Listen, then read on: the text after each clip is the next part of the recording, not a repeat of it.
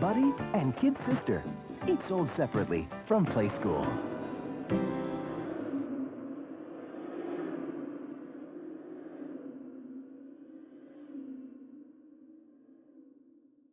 "1980s America was different. As a kid, we played outside. This was way before cell phones and tablets. We had real toys. Bikes, planes, model cars. Who sank my battleship? When I look back on it, I wonder what this country is coming to. But this story is not about my patriotic, nostalgic view of America. It's about what happened when I was 16 years old, babysitting. Miss Evelyn Edwards and her husband had 4 kids, all boys. And on Saturday nights, her and her husband liked to go out and have a little alone time and have drinks. For me, this was easy money. I would let the boys run around the house. We would watch some Chuck Norris movies, play Shoot 'em Up Bang Bang. They were normally worn out and in bed by 9:30. I would clean up the house by 10, then have a solid 2 hours to chill and watch movies. That night, things went to plan. The boys played. Chuck Norris was put on and ran to the fullest. Invasion USA. We ran around the house with fake army guns, socks that we used as grenades, and we made tents out of blankets. Frankly, we tore the whole entire house up, and it was fun. 9:30 rolls around. It's time for the boys to go to bed. Now, the oldest, Byron, was 9 years old. And honestly, back then, I really didn't know how this child was going to turn out. He was a little bit feminine, and had this twitch to his walk. A real soft-spoken kid. He was sweet, but almost too sweet, if you know what I mean. I'm getting him in the bed, and the little man asks for his doll.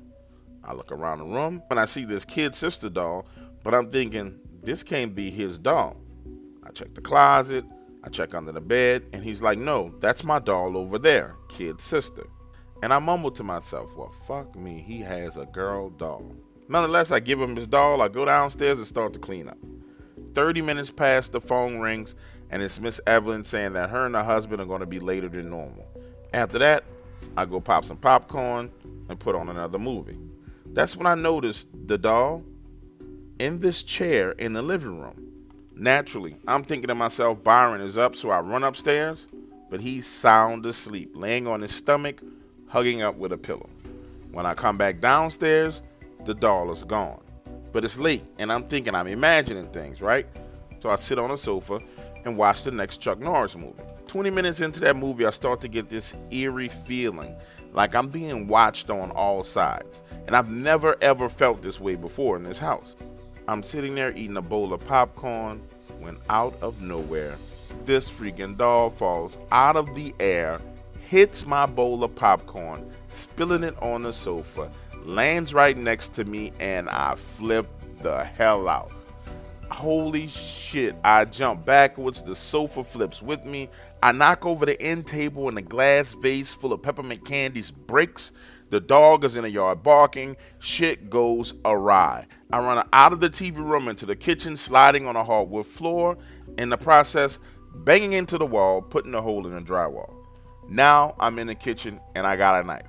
I gather the courage to run upstairs by the boys, move the 2 youngest into the room with the 2 oldest, close and lock the door. 1 a.m. rolls around and Miss Evelyn comes home. I can hear their reaction to the mess. These heavy footsteps come pounding up the steps.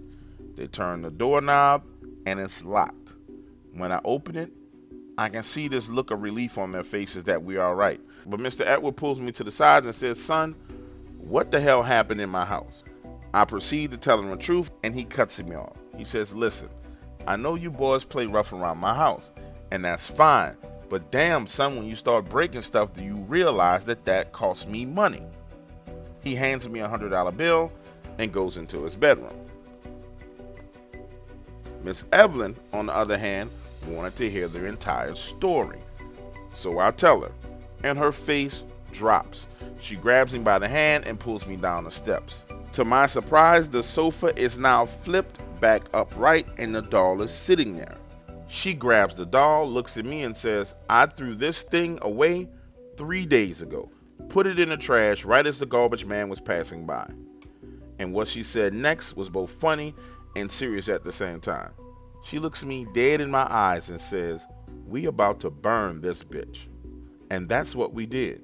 We got a metal bucket out of the closet, lighter fluid, went into the backyard and burned that doll. Miss Evelyn went on to tell me that after she bought that doll, she noticed that it was moving around the house. And I know a lot of people have great childhood memories of the kid sister and the My Buddy doll, but the memories sketched in my mind are nothing positive.